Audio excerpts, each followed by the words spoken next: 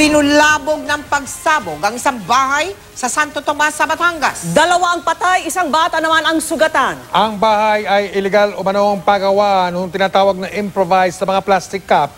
Nasa Santo Tomas, Batangas ngayong gabi. Live si Chino Gaston. Chino? Mel, Mike, Vicky, patuloy ang investigasyon ng mga otoridad sa sanhi ng napakalakas na pagsabog dito sa Santo Tomas, Batangas, kung saan 2 ang nasawi habang sila'y nasa loob ng isa umanong illegal na paggawaan ng blasting caps na karaniwang gamit sa paglikha ng mga explosive devices na gamit sa illegal blast fishing, quarrying at mining operations. Nagkanda pira-piraso ang bubong at mga pader ng bahay na ito sa barangay San Roque, Santo Tomas, Batangas matapos sumabog ang mga sangkap sa paggawa ng blasting caps sa loob dito. Binutas ng pagsabog ang mga konkretong pader at nagliyab ang mga damo sa mga katabing bakanting lote. Nabutas din ang sahig ng bahay at litaw ang Poso Negro. Nadaganan din ng mga bakal, yero at semento ang mga sasakyang nakaparada sa compound ng bahay. Ang mga bintana ng mga kalapit na mga bahay nabasag din. Agad na rumisponde ang BFP at binomba ng tubig ang bahay. Dakong alas 11 ng umaga nangyari ang pagsabog na inaalam pa kung ano ang sanhi.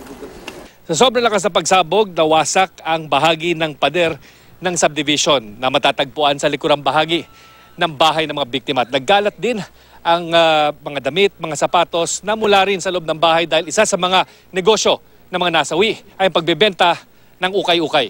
Amin. Oo. Ganig ang lupa. 2 ang nasawi sa insidente. Sugatan namang naisugod sa ospital ang isang 5 taong gulang na batang lalaki. Nagkalat ang mga basyo ng improvised blasting caps na ginagawa umano sa bahay na walang kaukulang permit at pahintulot ng pulis at lokal na pamahalaan. Hindi ka dapat nagagawa ng mga ganyan sa backyard industry. So kaya nga sumabog yan. Pwedeng sa blast fishing, pwede rin sa may mga mining kasi dito sa Batangas, pwede rin sa mga quarry and mining. Sa isang follow-up operation, nadiskubre ng mga pulis ang isang imbakan ng mga pampasabog sa kalapit na subdivision. Nakita naman natin nagkalat ang damit and early report na parang cover itong mga ukay-ukay na to.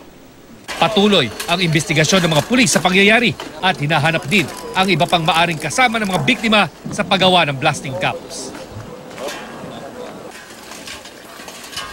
Mike, kahit napakaraming sangkap ng pampasabog ang nahanap dito sa mismong blast site at sa mga kalapit na lugar no, na nagsisilbing imbakan ng grupo, ay hindi nakatuon ang mga otoridad sa investigasyon na nag-uugnay ang mga pangyayaring ito sa anggulo or sa anumang grupong may kaugnayan sa terorismo. Mike. Maraming salamat, Chino Gaston.